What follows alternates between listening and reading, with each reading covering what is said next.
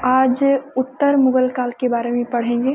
उसमें जितने भी शासक आए, 4-5 शासक के बारे में पढ़ लिए हैं हम लोग, और जो भी शासक बचे हैं उसके बारे में पढ़ेंगे। बहुत इम्पोर्टेंट टॉपिक है, बहुत सारे एग्ज़ाम में आता है इससे, जितना भी एग्ज़ाम होता है बिहार में या इंडिया में।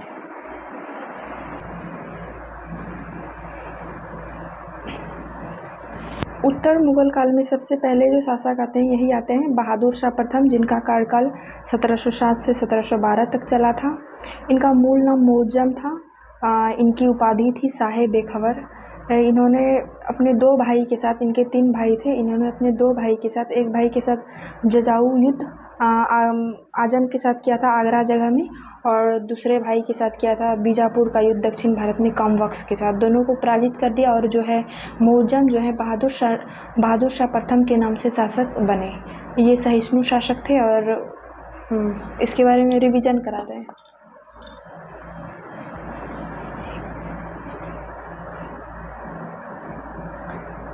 अब जो जहांदार शाह आते हैं, इनका कार्यकाल 1712 से 1713 के बीच चलता है। ये कमज़ोर शासक थे, और जाके कमज़ोर जो बेटा थे उसके, क्या बोलते हैं, बहादुर शाह प्रथम के, वही जाके शासक बन जाते हैं। इनको जो है सहयोग किया जाता है जुल्फ़िकार खां के द्वारा, जो उस समय के वज़ीर थे। वो सहयोग करते हैं और इनको शासक बना देते हैं। और सैयद बंधुओं द्वारा फ़र्रुखसिहर को सहयोग, जहांदार की हत्या। और सैयद बंधु जो होते हैं 2 मुसलमान भाई मुस्लिम के, वो जो है जहांदार शाह की हत्या कराने में फ़र्रुखसिहर की मदद करते हैं, जिससे फ़र्रुखसिहर अब शासक बन जाता है। फ़र्रुखसिहर का कार्यकाल देखिए, फ़र्रुखसिहर का कार्यकाल 1713 से 1719 के बीच चला। इनको शासक किसने बनाया था, प्रश्न आएगा तो क्या बोलना है, सैयद बंधुओं ने शासक बनाया था। अब्दुल्ला खां एक भाई था, सैयद बंधु में 2 भाई था, और एक हुसैन खां था। उन्हीं के सहयोग से ये दोनों भाई बने थे। और जो फ़र्रुखसिहर है, इन्होंने राजस्थान के राजा जयसिंह को सवाई की उपाधि दी थी। 1717 का शाही फरमान।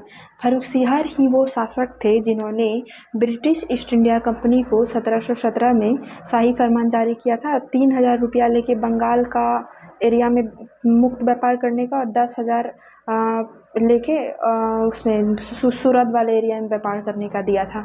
और 1716 में जो बंदा बहादुर जो थे, सिख के नेता थे, उनको फांसी दिया जाता है। फिर 2 शासक आते हैं, रफ़ी उद दरजाद और रफ़ी उद दौला।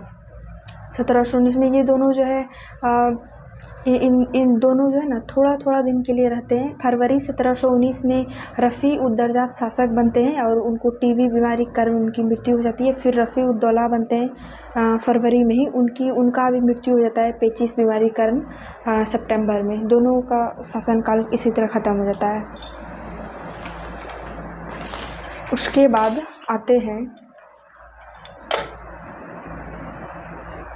बाद अहमद शाह आते हैं। अहमद शाह का कार्यकाल 1748 से 54 के बीच चलता है। इन्हीं के समय पहली बार अहमद शाह अब्दाली ने आक्रमण किया था 1748 में। अगर प्रश्न आता है कि जब अहमद शाह अब्दाली ने भारत पर आक्रमण किया था 1748 में पहली बार, तो वहाँ के शासक कौन थे मुग़ल के, तो अहमद शाह थे शासक। ये जो अहमद शाह अब्दाली जो थे, वो नादिर शाह की जब मृत्यु हो गई, उसके बाद ये शासक बने। और वो ये जो है अहमद शाह अब्दाली जानते थे कि वो नादिर शाह वहाँ से पूरा भारत से पैसा वैसा लेके आया है, पूरा वहाँ पे लूट मचाया है, इसीलिए वो आया प्रेरित होके, उनसे प्रेरित होके। अहमद शाह अब्दाली ने कुल 7 बार आक्रमण किया है भारत पर। आलमगीर द्वितीय उसके बाद आते हैं। इनका कार्यकाल 1754 से 1758 के बीच रहता है। इन्हीं के समय, आलमगीर द्वितीय के समय ही पलाशी का युद्ध होता है 1757 के समय। और उस समय मुग़ल बादशाह, अगर प्रश्न आएगा कि जब पलाशी का युद्ध 1757 में हुआ था तो मुग़ल बादशाह कौन थे, तो उसका उत्तर होगा आलमगीर द्वितीय। फिर आते हैं शाह आलम द्वितीय। फिर कौन बनते हैं शासक, फिर बनते हैं शाह आलम द्वितीय शासक बनते हैं। एक समय में 2 शासक, जब इनका कार्यकाल 1759 से 1806 के बीच चला। इनके समय में क्या था, इनके समय में एक ये जो है आलमगीर द्वितीय की मरने के बाद ये शाह आलम द्वितीय जो थे बिहार में अपने आप को राजा घोषित कर रहे थे। और उसी के समय दिल्ली में जो है शाहजहां तृतीय अपने आप को शासक घोषित कर लेता है 1758 से 59 के बीच। और बाद में दोनों में युद्ध होता है, शाहजहां तृतीय और आलम द्वितीय में युद्ध होता है, जिसमें आलम द्वितीय जो है जीत जाते हैं युद्ध में। और फिर एक इससे जुड़ा हुआ एक बात है शाह आलम द्वितीय से कि पानीपत का युद्ध होता है, पानीपत का तृतीय युद्ध 1761 में। ये जो युद्ध जो है पानीपत का तृतीय युद्ध, वो वही जो अहमद शाह अब्दाली थे ईरान के शासक, वो और उनके और मराठों के बीच होता है। वो क्यों आते हैं, वो मराठा से बदला लेने के लिए आते हैं, युद्ध करते हैं पानीपत के मैदान में। और जो है पानीपत के मैदान में युद्ध करके जो मराठा है उनका पराजय हो जाता है। और उनका ये सपना भी टूट जाता है कि भारत पे हम शासन करेंगे, मुगलों को हटा देंगे, क्योंकि हार जाते हैं वो। और फिर इनसे अगर पूछा जाएगा पानीपत का तृतीय युद्ध 1761 में जो हुआ था, शासक कौन थे उस समय, तो क्या होगा इसका उत्तर, शाह आलम द्वितीय थे। बक्सर का युद्ध होता है शाह आलम द्वितीय के समय ही 1764 में, याद रखना है। बक्सर का युद्ध अगर पूछा जाएगा किसके समय हुआ था, किसके टाइम में, तो क्या होगा, शाह आलम द्वितीय होगा इसका। इलाहाबाद की संधि होता है 1765 में, ये भी शाह आलम द्वितीय के समय होता है। प्रश्न आता है कि इलाहाबाद की संधि किसके समय हुआ था, तो 1765 में। 1803 में लॉर्ड लेक के प्रयास से शाह आलम अंग्रेज़ों का संरक्षण प्राप्त कर लिया। 1803 में क्या होता है कि 1803 में अंग्रेज़ी ईस्ट इंडिया कंपनी की तरफ से एक सेना का सैन्य अधिकारी आते हैं।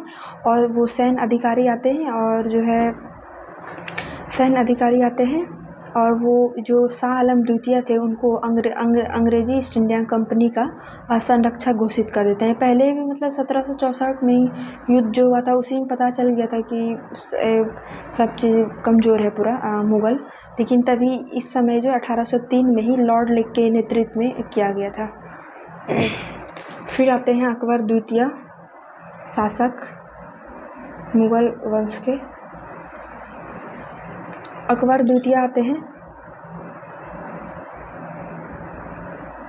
इनका कार्यकाल 1806 से 1837 के बीच चला था।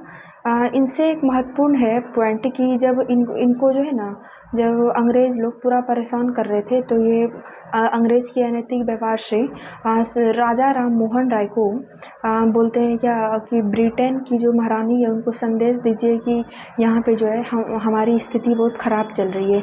तो ये संदेश देने के लिए जाता है। उसी समय जो है अकबर द्वितीय राजा राम मोहन राय को राजा की उपाधि देते हैं। इससे वो ये इम्पोर्टेंट है बस।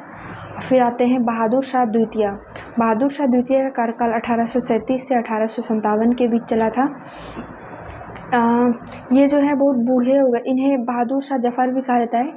ये बहुत बूढ़े हो गए थे और जो क्रांतिकारी है, क्रांतिकारी जो इनके टाइम में इतना स्थिति ख़राब हुआ था कि जो लाल किला था उनसे भी इन लोगों को मुग़लों को बाहर कर दिया गया था।